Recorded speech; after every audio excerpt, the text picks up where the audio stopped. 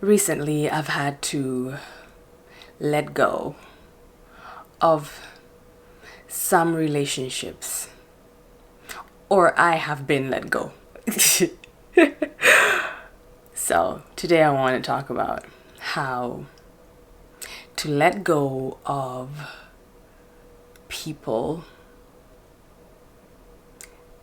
gracefully.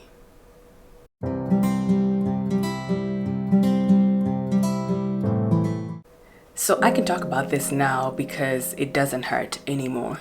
But the truth is, it hurts to let go of people or to be let go, even if it's in the nicest way possible, which most times it's not.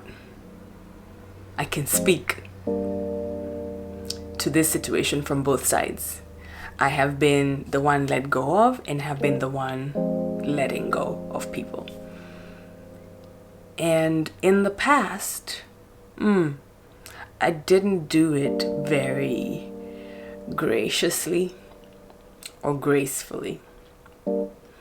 I used to deal with pain by walls up, shutting down. I'd cut people off, block people,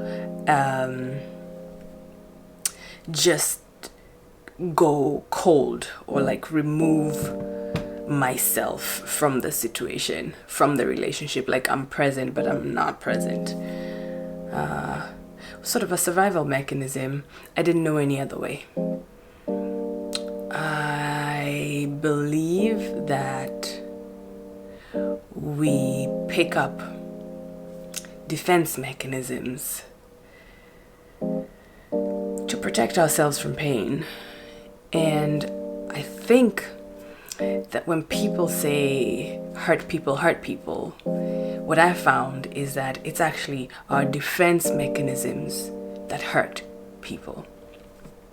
I, as a person, have zero intention of hurting anyone.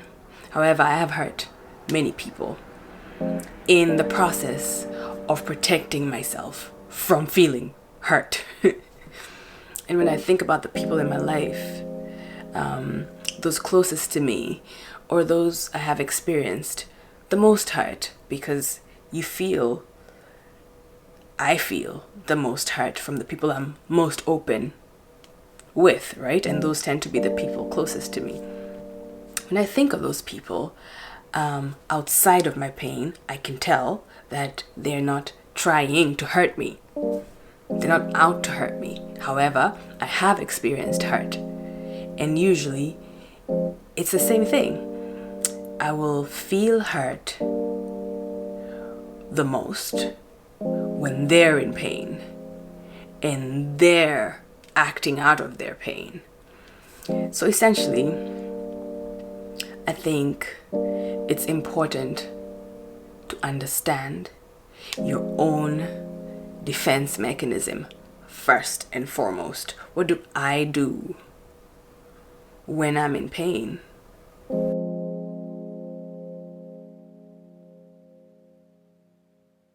I have found a lot of peace in acknowledging my contribution to the breakdown of a relationship. So rather than get defensive, which is what I used to do before, wanting the other person to see and understand my point of view, it's realizing that I'm only in control of my own reactions and my own emotions. And this is the hardest part, is staying vulnerable versus getting defensive.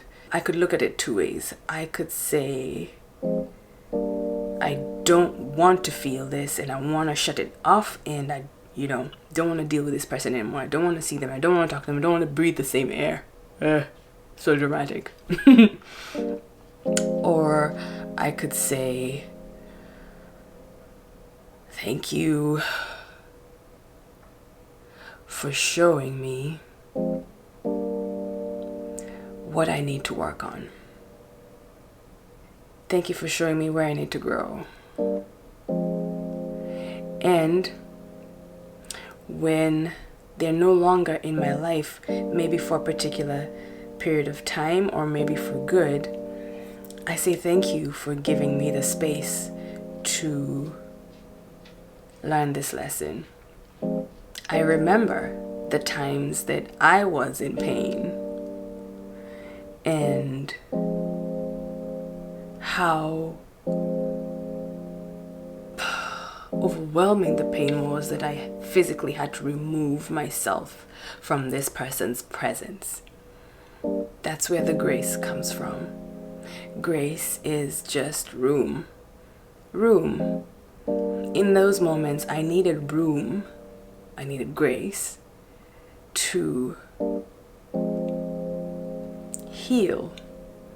And so when I think of the people that have quote unquote rejected me, I think of them with compassion, and my heart goes out to them because I can see that they're in pain. I can take responsibility for what I have done or not done, said or not said, to contribute to the state of the relationship without self-flagellation, without burning myself at the stake,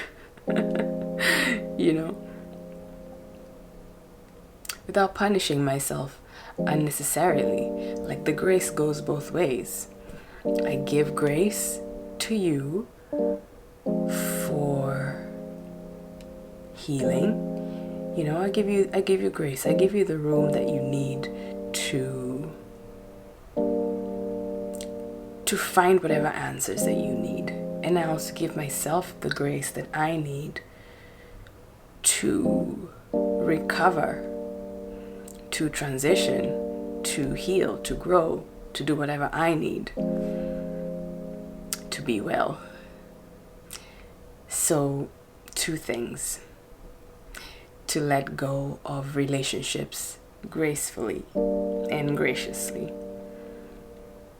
Take responsibility for your part and find something that you're truly grateful for, that the relationship has taught you, and hold on to that while you give grace to the other person and to yourself.